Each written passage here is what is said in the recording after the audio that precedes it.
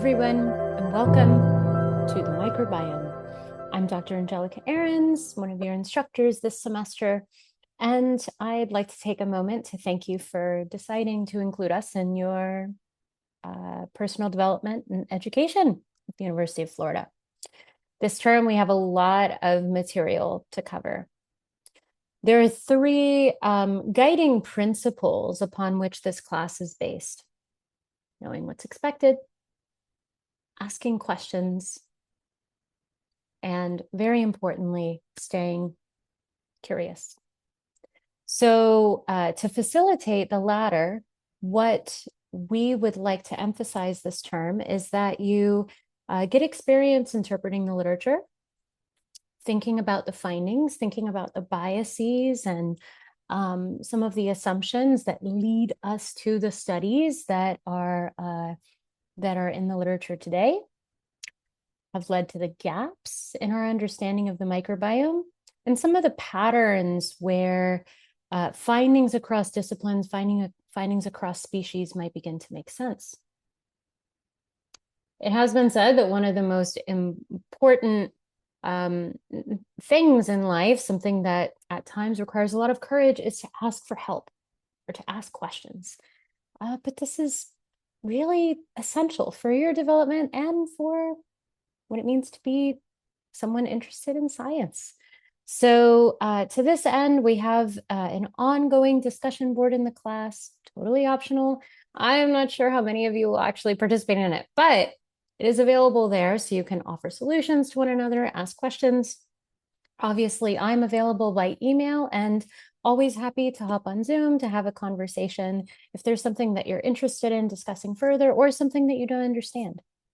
Knowing what's expected, this is important in any relationship, including in our class, right? So we have to know what's expected of each other. I am going to expect that you put in the effort to this class. This is a 3-credit class, and typically what I understand that to mean is that to do well in a course, there should be 3 hours of hands-on activity or thinking, development, reflection for every hour of lecture, right?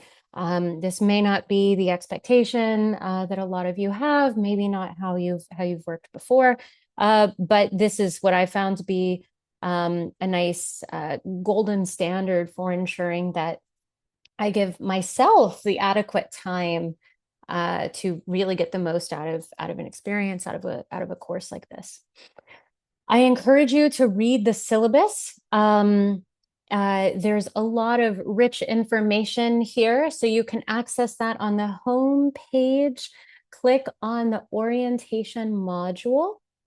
You should have already watched the orientation module if you're accessing this video, because we are in module 1 and it is a requirement. So if you happen to breeze through the pre-check orientation, achieve a high enough score, and move on without reviewing the syllabus, please go back and read the syllabus, because it outlines common expectations, mutual expectations that we have for one another shared in this course. So to the calendar, I'd like to mention that we're going to be navigating sequencing technology, how to generate these data. And then I'll introduce you to some principles, to some things to keep in mind when you see data in the literature, when you're reading papers. That's going to be a big part of the class, is actually sitting down with, you sitting down with yourself, with your highlighter, with your annotator, and trying to dissect the primary literature and interpret it. So we will then move into several different niches. That's how we're going to categorize the microbiome. So we have human microbiome. We'll spend a couple of weeks on this topic. Animal microbiome, a couple of weeks on this topic. Soil and plant microbiome, and water microbiome, as well as the role of the microbiome in polluted environments and bioremediation. So this is not a human microbiome course. This is a microbiome course. So really important that we tap into all these different components. There are only two types of assessments in this class: quizzes, best 5 of 6, and reflections, which are opportunities where we invite you to do just that. Reflect and think about where you are in the semester, answer the prompts in written form that we give to you. A note on the quizzes: Honor Lock will be enabled on quizzes. So you have to make sure that you use that feature on every quiz. It will be enabled except for the pre-check and orientation.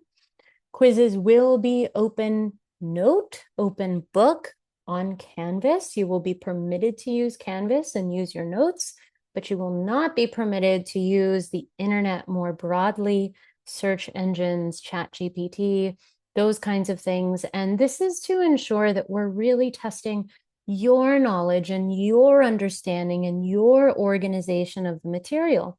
We want you to be able to put your best foot forward. So we'll be very generous in giving you 3 attempts. We take the highest score of those 3.